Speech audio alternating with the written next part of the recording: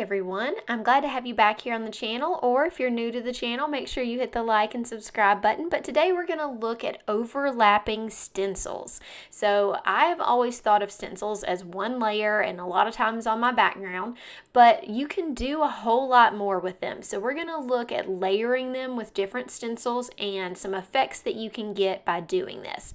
So if you haven't done it yet, like I said, make sure to hit the like and subscribe button. That doesn't cost you anything and it helps me out a ton. So let's get right into this video. So I'm doing this as part of my Altenew educator program, and I have these stencils from Altenew. So of course I have stencils from other companies, but this is a video primarily showcasing some of my Altenew things. So I am going to use these stencils. I did not buy any extra stencils. I'm just going to use what I have. One tip I have is to go ahead and cut several different pieces of paper that are the right size. So I cut my 8.5 by 11 in half, and I use that whole space. That's wasting a little bit of paper, but it gives you a big stencil impression versus going down to your regular A2 size card and just stenciling that. It's always good to have options for if you mess up or just bigger areas that you can do. So have several of these pieces done. It will make your process a lot faster, and it lets you really play with the stencils because you've got lots of bases you can use. I do prefer to use some pixie spray on the back of my stencil. You don't have to use an adhesive on the back of your stencil. When I've got big open lines like this, I feel like it helps hold the stencil down a little bit. So I'm starting with this larger geometric stencil, and the reason I'm doing this one is because I would like to come up with some more masculine type cards. So this one specifically is going to be for one of my boys. So Desert Night is a pretty dark color, but I'm using a large blending brush, which makes it lighter. So when you are looking at colors and you're wanting to blend them out on a piece of paper, if you want the lightest version of that, I do best with a very large brush. And this Altenew brush is really large. So that tends to make your colors lighter versus coming in with a more concentrated color and a smaller brush. So you've got all kinds of options with these stencils. I think I'm like constantly amazed at how much I can do with a stencil. You know, a stencil is only like $8, which is great, compared to doing this like as a background die. So if this was a background die, it would be like 30 bucks. So you really can get your money's worth by using stencils in different ways. That's why we're doing this and why I want to show you that this is a way to stretch your supplies and get different looks with the same supplies.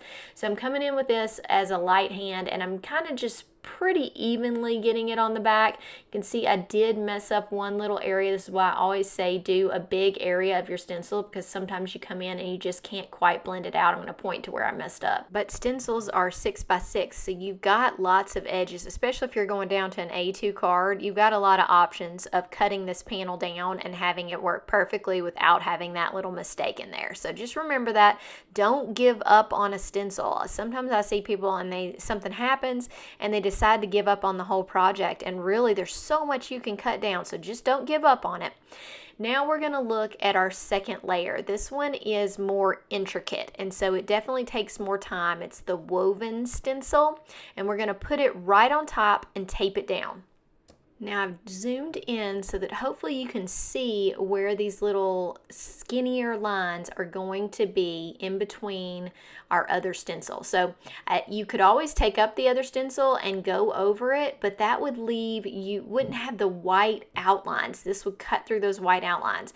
And so you can kind of see in this stencil where the white outlines are and where you need to make sure you're filling in. So you want to kind of fill in where there's, I usually go over where my white lines are just because it's easier. One thing I learned from Nicole Watt is that using a little dauber like this on a pigmented ink, so this Altenew Antique Gold is very pigmented, and it's hard to get things in these little bitty lines. You could use a brush, but pigmented ink is not coming out of your blended brushes quite as easily. So if you don't have a small brush that you want to dedicate to one of these, then use the daubers. They're like $1, and so they're very inexpensive, and if you mess it up or tear it up, no big deal. So I'm going to go through and daub this. I'm going to speed it up, tell you a couple quick things, and then we're going to move on to putting the card together. So with this more intricate stencil, you'll see me occasionally try to kind of rub up and down a line, but you really want to just daub your ink in because those lines are so fine that you could mess them up if you're pushing on them too much. My problems with stencils are always that if I accidentally move it. So that's why I taped this really well, and I'm being very cautious when I'm putting this gold in to daub on top of the stencil versus trying to rub, because if you rub the lines off, then you don't keep your perfect straight lines, and you can see that on the stencil. So just be careful, be patient. This part does take a while. Anytime you're doing an intricate stencil like this, it definitely takes some time to make sure you've pressed that ink through it. But it's kind of calming and relaxing, so just have fun doing it. This is kind of like cleaning to me. It feels exciting to get an area done, so kind of like vacuuming. You see a part that's clean. This one's like adding in the gold is kind of fun. So I'm going to finish this up, and then I'm going to show you how I put this card together. I'm going to keep both of my cards pretty similar on their sentiment and just what I put on the front of them, because we're mainly showcasing the stencils here. So this is my more masculine of the cards, and then I'm going to show you what I do for the next card, which has got some more floral, elegant swirls, that kind of thing. So it's more to me of a feminine card, and I'll show you how that sentiment and how you can put them together very similar, but one could look masculine and one can look feminine.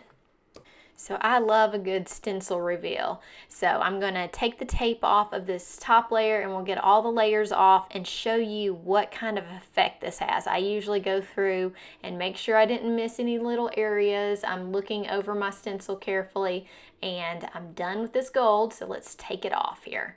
This is one of my favorite things about stencils. It's just so exciting. So both of mine came off at the same time because they're kind of stuck together. Look at that. That is amazing. I can just see this in so many different colors, so many masculine colors. I could have made that a dark navy. Ooh, I'm going to have to try that at some point. Getting your washi tape off sometimes tears up your paper, but that's not the part of the paper that I need, so no big deal. Before I cut this U out of the gold foil, I did add some double-sided adhesive to the back, and that will make it so much easier for me to stick this down without getting any glue. So you can see it's got an adhesive on the back, so I just can pull that little sticker off and stick it right on my paper, which is really nice. The So Proud of You comes from the same die set, and we'll do a little bit with that. I did also add some extra adhesive on the back of it as well. I cut my panel down to 4 by 5.25, and then I'm mounting it on an A2 size piece of jet black paper, as you can see here. I just like jet black behind it. I feel like it just kind of emphasizes that masculine look. So I put that back there. Now we're going to put the sentiment on. Another good reason to use that double-sided adhesive on this is because I'm adding the shadow in a vellum, and if you've ever tried working with vellum and a liquid adhesive, it is always a very sticky situation. So you got to be careful. Sorry, sometimes I crack myself up. Okay, so with this one on vellum, you need to make sure that you lay it out evenly. So don't start sticking it down until you feel like you've got everything equal. So I kind of start in the middle. So I'm going to start in the middle of this vellum, and I'm going to slowly add it. So I'm going to get it lined up on the Y and the O, and then I will go out from there. So get those two lined up and let them stick, and then fix all of that, especially with this long tail on the U. A lot of times that extra flourish there, you've really got to be careful that you get it lined up perfectly on the vellum. Okay, so that looks really good, looks perfect. Now I have cut out 2 of these extra pieces. So I want to show you the So Proud of You that I cut out. I cut one out of white and one out of gold. I'm going to show you a couple tricks. So even though this has adhesive on the back, it actually makes the little S sticky there. I'm going to put the gold letters inside of the white. So what I need to do here, and you can leave this all white and still be able to see it, or all gold and still be able to see it, but I like the look of combining the two. So I'm going to add a couple of more strips of adhesive on the back, and that's so that when I stick the S that's gold through that little opening, it's got a place to stick onto. I will say one thing I messed up on was I should have gone on and pulled the adhesive backing off of the other part, then stuck my adhesive on because it would stick better. So now I can take these little white pieces off, and I could put them in another one if I wanted to put them in the other thing, but I decided that I really didn't need my white letters, so I just take them out, and then I'm going to pick the gold letters out of the top and put them right in here. This is a painstaking process, but it looks really good once you've got them all in place. It's that inlaid die cutting type process where you're adding different colors on each one, and it just looks amazing. So I think it really does look great. Let's move on, and I'm going to show you the final card, and then we're going to move to the next stencil set. So here's that final card. Look at how much it shines. So can you see the shininess of that gold? That looks awesome, and the gold lines really pick up the light. It's hard to photograph, but you can see how pretty they are. So next is going to be the Elegant Swirls stencil. I am using a glossy white paper. I just got this off Amazon. I've been wanting to try it for some time, and I thought with it being glossy, it's going to make some really interesting ability to ink blend on it. So we're going to see what this looks like, and I think you're going to be impressed. I did spray some pixie spray on the back of this, and I'm also going to tape it down with that same washi tape. So here's the interesting effect. We're going to use Lagoon on this. This is a really pretty teal, and no, I didn't intentionally match it to my fingernails, but you can tell that this is a color that I really love. So we're going to use this Lagoon ink with an ink blending brush, and we're putting it on very glossy white paper. And basically it's just white glossy paper I found on Amazon. I looked up glossy paper, and this is one of the options. So it gives a really interesting effect. I'm going to see if you notice what it does. But as I fill in the ink, because the ink stays on the top of this paper so well, it gives like a shadow type effect. So it almost automatically highlights inside of each little swirl. So I'm going to show you. Some of them I fill in all the way, but it gives it just a lighter effect, almost like I'm doing that on purpose, and I'm really not. It's just how the ink moves around this paper and looks super cool. So I'm going to show this in a couple other places. I'll put some more arrows up on how this works. You can go in heavy-handed and add more, and it will fill in that middle part, but I just really liked it being different shades, you know, without actually using a different color. I'm getting kind of a different shading. So let me pop up another place where this is happening. I think it happens really well in this big elegant swirl up here. So I'm going to wait till I get that filled in, and then I'm going to show you what I mean about how it fills in the edges more than it does the center. It gives it that almost spotlight effect. So I'm going to pop up an arrow right here. Now I'm going to take the paint splatter, which is a different stencil, and we're going to put it over this one. So I'm going to tape it down, and we're going to use the same gold. You could do lots of other things. You could heat emboss it, all kinds of things. This gold acts a little bit different on this glossy paper than it did on the other one. So it does take a couple of different layers to make sure you get the gold on top of the paper. So I did allow the paper to dry for about 30 minutes, and now I'm adding the gold on it, but I do go back and do several layers to make sure I've got it pretty opaque through the stencil. So this is the same idea with this dauber as before with the stripes, but these are more circular type patterns, so I do a little bit of pressing and making sure I've got it all the way to the edge of that versus the other one where I just pounce directly on top of it. So I do a little bit of working it into this. Plus with this glossy paper, it's a little harder to get the ink to stick to it, so I'm adding lots of extra. So I'll get that done, and then I'm going to reveal what this looks like through the stencil. So here's the stencil reveal. With this one, the first layer comes off so you can kind of see through it, which is nice. You can see where I added this to the other stencil. So some of these ink splatters are going to be on the other stencil and not show up, which is normal. And you really can get a lot from your stencils by even just reversing the order that you do this. So if I'd done paint splatter before, that would be my base, and it would not be see-through and be missing in some spots on this. So you can do so many different things. I'm careful with this paper because I'm unfamiliar with a glossy white paper and just want to make sure I don't tear it up with the tape. But look at this. Oh my goodness, it's such a great stencil reveal. I do think this would be a cool one to reverse for sure, but I love all this white on it because I want people to be able to see that glossy paper. I think that just gives it such a cool effect. And look at it, it's such a hard thing to photograph this beautiful gold, but it just looks so great in person. A quick little look at this You Matter set. It is so nice.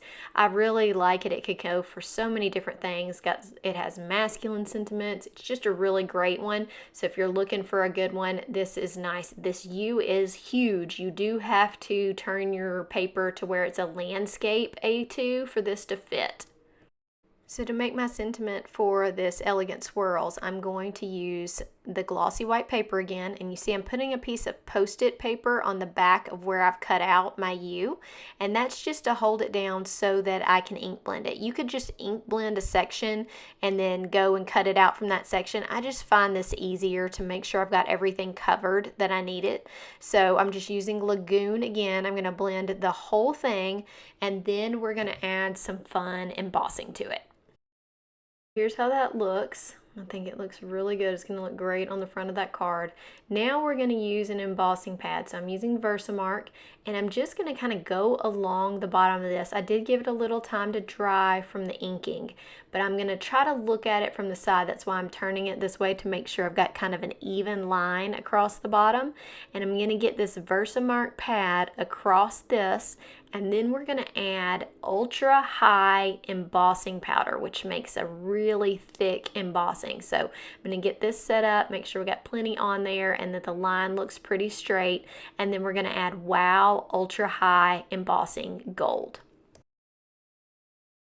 With this embossing powder, it's really big particles, so you want to kind of come from behind to get it heated up so that you're not blowing those large particles off with your heat gun, but it makes a really cool effect. It's very thick, and you can kind of move it around with your heat gun. You just want to make sure you've heated it to where it looks solid, and I'm going to do that from the front on this side. Once I've got it heated up from the back and I'm not blowing the particles off, I can start heating it from the front. Okay, so I'm going to put some metallic thread behind this just to kind of highlight the gold. And when I do this, I wrap it around my fingers just to make it in circles, and then I'm going to try to pull those circles apart on the actual card. This is always a little bit of an ordeal for me to try to make it, because I guess I'm just a little too much of a perfectionist. I want those to look really like they're circled around, and like on this end with the long swish of the U, I just feel like the circles aren't quite tight enough. So I mess with it a lot. Once I've got it just generally how I want it to look, I'm going to go ahead and lightly stick down my sentiment with some liquid glue. After you've done that, you still can play with it and move it around while that liquid glue is drying. So when I've got it generally how I want it, I go ahead and stick this down with glue. Okay, I'm going to keep this at regular speed so you can see what I do with this thread. So I've got this glue on my U word, and I've got it level where I want it to be. I'm sticking it down, but you can see I still have a lot of ability to move what is behind it, which is really nice. So until that completely dries, I can move it around, and maybe even after it completely dries, I really could. So I'm going to go and I'm going to do some trimming of this, and then I'm going to pull the little piece that I have back behind the letter. So I'm just trying to think of how I'm going to do it. And I'm going to go ahead and add this underneath the letter here. So it's stuck down just a little bit, but I can put it here. So I just want you to know that using this material is not as difficult as it seems. It's always a little bit crazy for me, but you can really move it very easily because it's so thin. So see, I cut that edge, and I'm going to cut this edge, and then I'm going to pull them back behind the U very carefully so that you can't see my edges. So pulling this one here, pulling this other one down just a little bit. looks like I'm some kind of expert at this, and I'm not. So I think that stuff works great. I'm going to finish the rest of this card and show you the final. So I hope all of you enjoyed this and had fun layering stencils. I want you to pull yours out and try it. Look at this final card. It turned out great. Make sure that if you are going to shop today that you go through the links that I put in the description of this video. Those links do not cost you anything, but they give me a small commission and help me run this channel. I appreciate your support more than you can imagine. So thank you so much, guys. Make sure you comment if you have any questions, and I'd love to see it. Drop me a line on Instagram and show me what you do with layering your stencils. I hope all of you have a great day. Happy crafting. Bye.